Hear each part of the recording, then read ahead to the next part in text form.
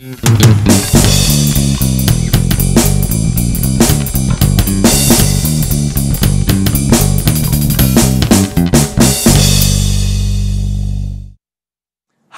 and welcome to Geno's Picks. You know it's coming every time, 2-2. Daddy always follows strong. 3-1 last week, 23-9 on the year. God, I hope you're watching this while sitting on a big pile of money. You want more picks? Of course you do. But first, you know what really grinds my gears? I hate it when I'm right. I told you the replay was going to screw up every sport, and now it's crept over to baseball. In Game 4 of the World Series, on a play at third base, Jimmy Rollins was obviously out at third, tagged on the ass, ump missed the call. We have to watch the replay and hear people bitch. I don't care.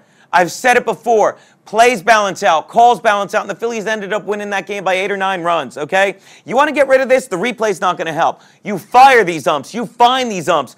Ed Hockley after the Chargers call and that ump after the Phillies call would be a lot more alert and hustle a lot more if they had to watch the following game at home on their ass, not getting paid, while the respective people watching on TV heard everyone say, man, that guy really fucking stinks. Do your fucking job. When I tell a bad joke about the Holocaust, I don't get to rewind the tape and tell it again. Not like you can tell a bad one.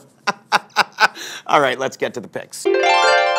The Rams are getting 3 from the Cardinals. In St. Louis.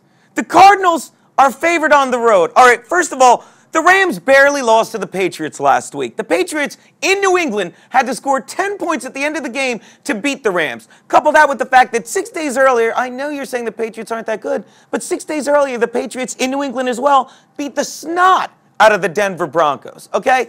Take that, couple it with the fact that the Patriots somehow managed to play 60 minutes without an entire penalty. Haslett's so pissed, he's sending a tape to the NFL office to review 3 calls. Okay, let's talk about Haslett, who I gave some props to last week. He's a very good NFL coach, and good NFL coaches take their frustrations out on the team they play the following week, especially when the team is a 1-3 road team that's coming into your house as a favorite. And if you don't think he's motivated enough, couple it with the fact that Haslett's Rams were treated like an altar boy last week. They got fucked for 60 minutes while the authorities all looked the other way. The Rams are good. I like Haslett. Take the Rams and the 3.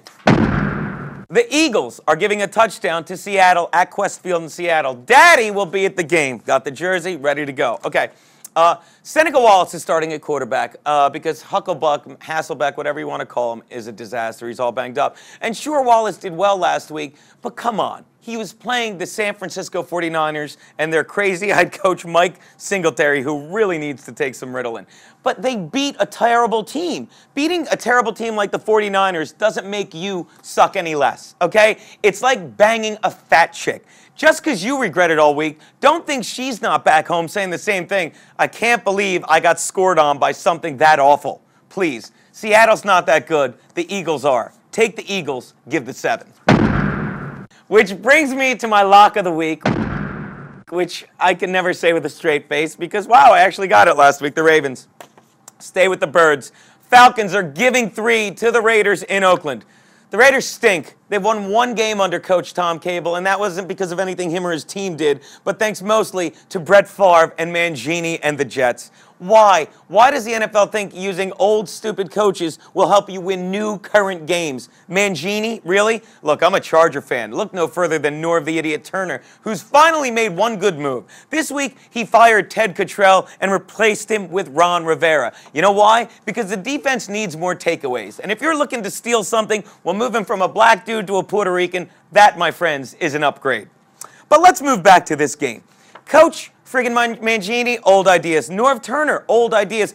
How about these new coaches we give shots, like Harbaugh and Baltimore, who beat the Raiders last week? This Jim Zorn guy in Washington, not doing too badly. And Mike Smith of Atlanta.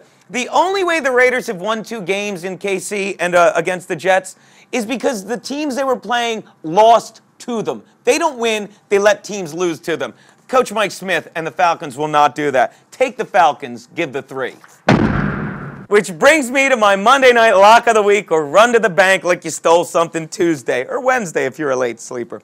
The Skins are giving a 1.5 to the Steelers in the nation's capital on Election Night Eve. Isn't that exciting? At least something interesting will be going on in Washington. Both of these teams are more bruised up than an overripe peach. See? It's not funny. You don't want to hear about an overripe peach. You want funny stuff. Let's try it again. The last time I saw someone get this banged up while watching a football game, my mother walked in front of Super Bowl 36 while Vinatieri was kicking the field goal, and Dad wasn't happy. That said, both of these teams are banged up, but I don't think the Steelers are going to do that well on the road. I'm drinking the Kool-Aid that is Jim Zorn, and I'm taking the Skins and giving the 1.5.